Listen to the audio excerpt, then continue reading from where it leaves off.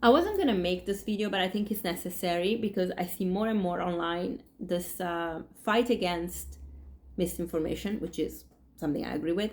But the classification of it sometimes can be disturbing because now we are putting everybody in the same box. We're putting all the influencers in the same box, which most of them are because they're not educated individuals who are sharing science or backed information. But everybody can be an influencer. When we're talking to somebody, we are influencing them. Like, that's it. On social media, and I understand what the influencer concept is, so of course. But even people that talk against that concept of misinformation and influencing are doing the same thing. So there's a little bit of hypocrisy out there. And I'm seeing this on podcasts. I'm seeing this on Dr. Mike's podcast, which I'm enjoying. It's new to me, but I see his conversations sometimes are really about the clickbaits and getting people to be riled up. And, okay, he exposes a lot of things or questions. And I like the questioning, but sometimes he plays two sides, which I don't like. I'm like, what's your opinion here? And sometimes I think he's very close-minded. Here I said it, he's sexy and everything, but okay. So, but he's biased, and we all have bias. And then I listened to the Wellness Scoop with Deliciously Ella and or Ella Mills, I should say, and Rihanna Ree Lambert. They bias too, and I think sometimes they have harsh judgment about other people, but equally they are doing the same thing. Like they talk about people selling things online, like supplements, but they have sponsorship like Simprove. And although Simprove is actually a brilliant brand, I like it. I like Optibax. Those are two UK brands that focus on research a lot, and they only focus on probiotics. Brilliant, but they're not necessary all the time. You don't have to take probiotics all the time.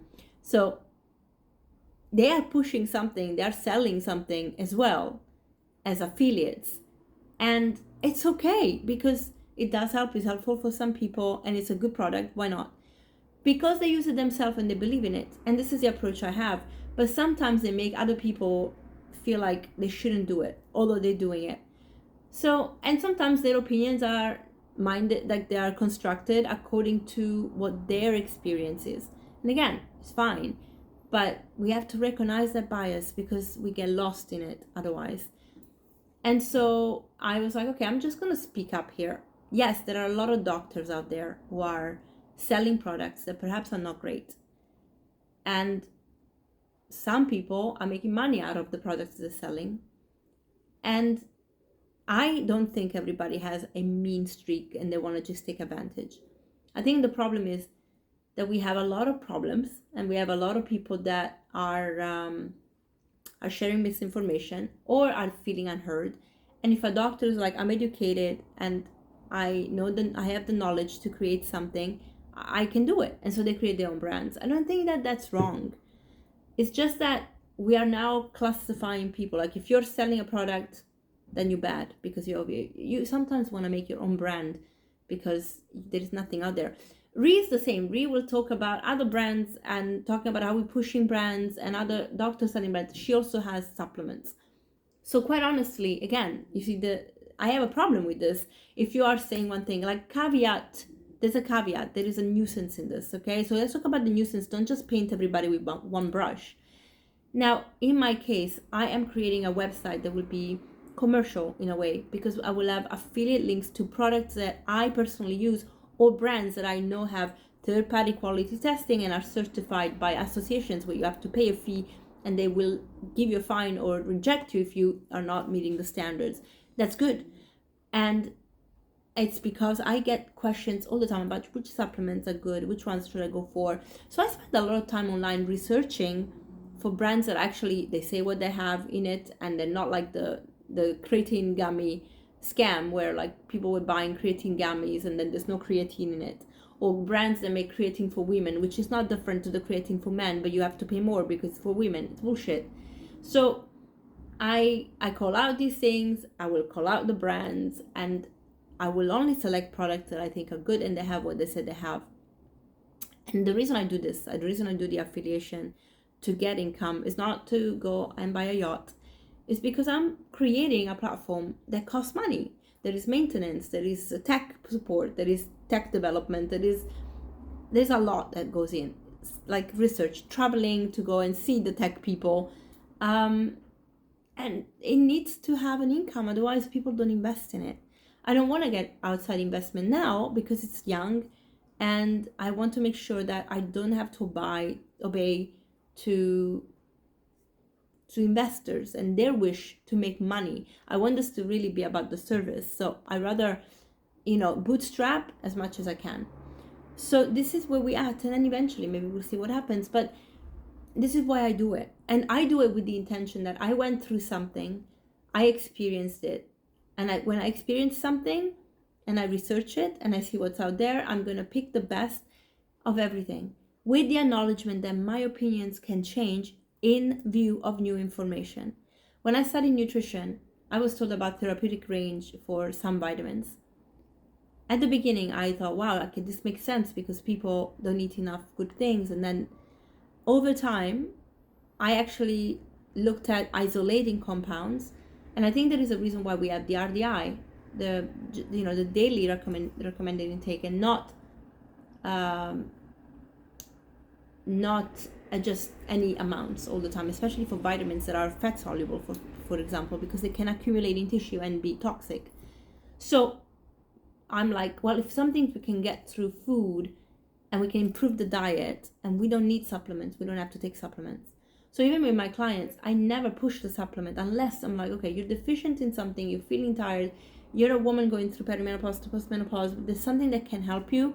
Let's see how we do with it in conjunction with a good diet, in conjunction with exercise, and then let's see what we can do, how it works for you, and we change it and we can take it off. And also, don't stay on it forever. Even with probiotics, don't stay on it forever. You need to take breaks in between. And also, if you're taking probiotics, please take prebiotics as well. I don't know if I said it right early, but probiotics don't have to take long-term all the time.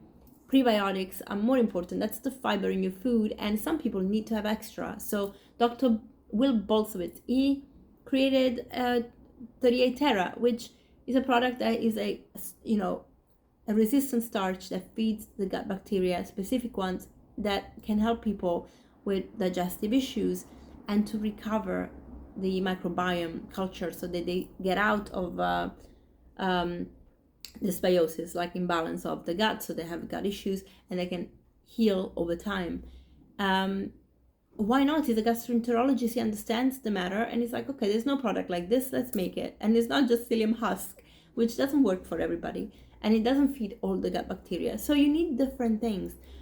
So I think it's fine to have doctors that have their own products and they believe in it and they want to sell it because it really works, with the caveat that we acknowledge that sometimes you need it, sometimes you don't need it, some people do, some people don't, and we work around it. But I think if one brush to paint everything on the internet as, oh, that doctor has their own brand, so it's bad, that's not right. Sometimes it's true, and that's sad, and it really is upsetting, especially when you have to pay so much money. But sometimes really it's because they see a gap in the market and they create something. Like Nuzest, the founder created a product because the daughter was diagnosed with the MS. She was taking a lot of supplements to support her diet and medication, and it became too much. So making a product that contained everything together at food grade, so it's from food, helped, and it was easy. And I like the story and I like the product. So for me, it's really, really nice to have it around, and I'm an affiliate. So I wanted to speak about this. And equally, you will not see me do short format because things get lost in translation. And information is important to have long format. And you really need to work on attention span, because we are becoming so bad at listening to people for more than a minute and a half, 2 minutes, and it's going to damage our brain. We need to pay attention to things. So let's recognize our bias. Let's be kind to other people. Let's do our research, and let's not criticize everybody, especially if we're doing the same thing. If you have affiliate accounts, then don't tell people that affiliates are bad or pushing a product is bad and influencers is bad, because when we have affiliate accounts and we talk about it, we are influencing. Have a good day.